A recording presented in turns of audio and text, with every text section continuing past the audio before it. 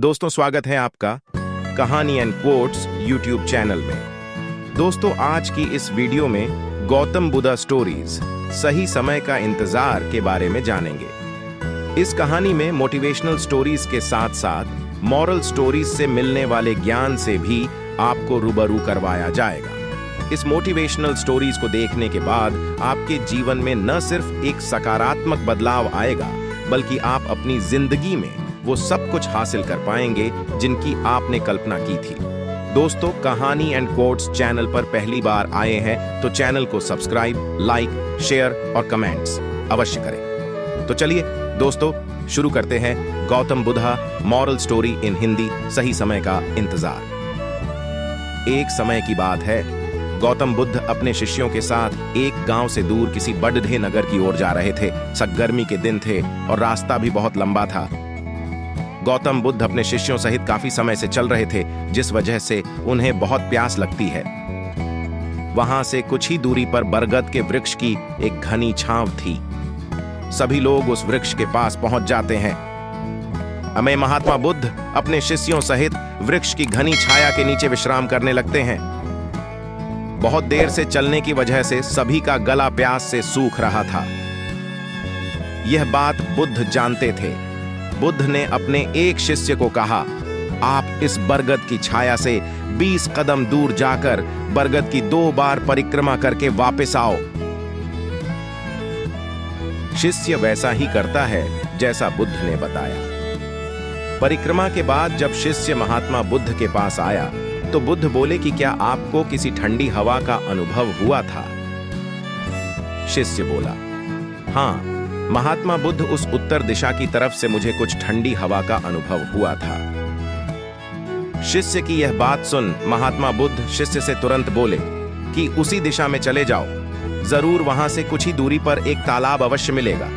उस तालाब से सबके लिए पानी ले आओ। शिष्य उसी दिशा में जब कुछ दूर जाता है तो वहां सच में एक तालाब होता है।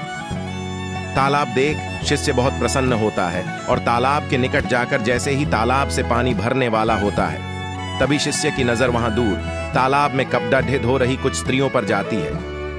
यह देख शिष्य मन में सोचता है कि यह पानी तो गंदा हो गया है, लेकिन जब शिष्य ध्यान से तालाब के पानी को देखते हैं कि अभी भी तालाब का कुछ पानी साफ है, इतने में 2 बैल गाढ़ी जोर से तालाब के किनारे से होती हुई निकल जाती है। बैल गाढ़ी के पहिए तालाब की मिट्टी के ऊपर इतनी जोर से निकलते हैं कि तालाब के नीचे बैठी बहुत सारी मिट्टी तालाब के ऊपर आ जाती है, जिस वजह से तालाब का बचा हुआ पानी भी गंदा हो जाता है। ये देख शिष्य बिना पानी लिए क्रोध में महात्मा बुद्ध के पास वापस चला जाता है। शिष्य बद्धे ही निराशा भाव से महात्मा बुद्ध को सब बात बताता है। शिष्य की बातें सुन सभी शिष्य बोलते हैं कि हमें तुरंत यहां से निकलना चाहिए। किसी दूसरी जगह पानी की खोज करनी चाहिए, वरना प्यास के मारे जान निकल जाएगी। इधर महात्मा बुद्ध सभी को शांत होने के लिए कहते हैं और बोलते हैं कि धीरज रखो, कुछ देर यही बैठो, उचित समय आने तक संयम बनाए रखो। सभी महात्मा बुद्ध की बात सुनकर शांत हो जाते हैं और वही बैठ जाते हैं। कुछ समय बीत जाने के बाद महात्मा बुद्ध फिर से अपने शिष्य को उसी तालाब से पानी लाने के लिए कहते हैं। शिष्य बिना कोई सवाल किए उसी तालाब से पानी लेने के लिए फिर से चला जाता है। तालाब की हालत देख शिष्य को यकीन नहीं होता, इस तालाब का पानी पूरी तरह से साफ होता है। यह देख शिष्य बहुत खुश होता है और पानी भरकर महात्मा बुद्ध के पास जाता है। सभी पानी पीकर अपनी प्यास बुझाते हैं, लेकिन अभी भी सबके मन में ये एक सवाल था कि आखिर यह चमत्कार हुआ कैसे? तालाब का सब पानी तो गंदा था। उन्हें लगा कि जरूर ये बुद्ध की शक्ति है। इनमें एक शिष्य ने यह सवाल महात्मा बुद्ध से पूछ ही लिया कि यह चमत्कार आपने कैसे किया? शिष्य का जवाब देते हुए महात्मा बुद्ध बोले कि यह कोई चमत्कार नहीं, यह आपके सब्र का फल है। यह फल है आपके सब्र बनाए रखते हुए उचित समय के इंतजार का। जितनी देर हम सब लोगों ने सब्र किया, उतनी देर तक तालाब के पानी के ऊपर तैर रहे सभी गंदे तत्व और मिट्टी तालाब के पानी के नीचे बैठ रहे थे। फिर कुछ देर बाद शिष्य जब वहां तालाब के पास पहुंचा, तब तक सब दूषित कण नीचे बैठ चुके थे। जिस वजह से तालाब का पानी पहले की तरह साफ हो चुका था तथा तालाब साफ दिखाई दे रहा था। यदि उस समय आप लोगों ने सब्र न किया होता, धैर्य न रखा होता, तो आप सब इतनी गर्मी में पानी की खोज में प्यासे रहकर शायद अब तक मृत्यु को प्राप्त हो गए होते। क्योंकि यहां से अगला कोई तालाब है या नहीं, और होगा भी तो क्या उसका पानी साफ होगा या नहीं। इन सब कारणों से आप कभी प्यास न बुझा पाते और प्यास से मर जाते। फिर इतना बोलने के बाद महात्मा बुद्ध शिष्यों को एक सीख देते हुए कहते हैं कि जैसी स्थिति हम लोगों के समक्ष आज आई है, वैसी ही स्थिति और मुश्किल दौर जिंदगी के हर मोड़ पर आएंगे। तब उस समय भी आपको ऐसे ही संयम बनाए रखना होगा और अपने विवेक से काम लेते हुए ही आपको एक उचित फैसले के साथ सही नतीजे पर पहुंचना होगा। हर मुश्किल दौर में सब्र रखते हुए ऐसे ही शांत मन से ही कोई फैसला लेना चाहिए जिसका आपके और दूसरों के लिए अच्छा हो।